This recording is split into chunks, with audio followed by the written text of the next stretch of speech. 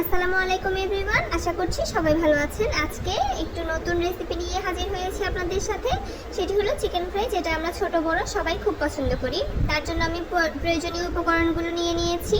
এখানে মাংস এবং সাথে সব মশলা নিয়ে নিয়েছি। এরপর একটি পরিষ্কার পাত্রে আমি মাংসগুলো ঢেলে নিচ্ছি।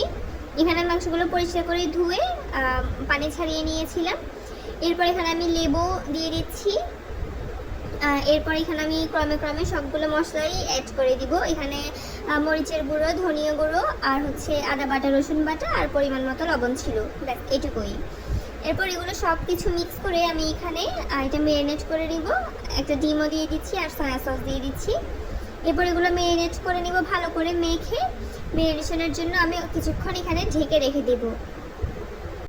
ম্যারিনেশন হতে হতে বলে দেই, আপনারা আমার চ্যানেলটি সাবস্ক্রাইব করে এবং লাইক দিয়ে পাশে থাকবেন এরকম নতুন নতুন ভিডিও পাওয়ার জন্য।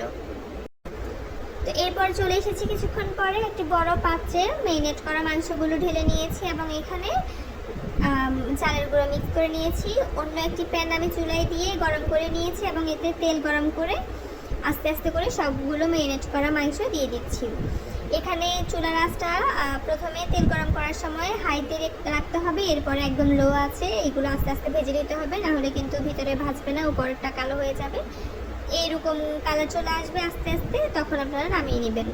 তো এই যে আমার চিকেন ফ্রাই হয়ে এসেছে, দেখতেই পাচ্ছেন কি সুন্দর একটা কালার এসেছে। আমার বাসার সবাই তো খেয়ে বলেছে খুবই মজা হয়েছে, আপনারাও বাসায় ট্রাই করবেন। ধন্যবাদ সবাইকে, আল্লাহ হাফেজ।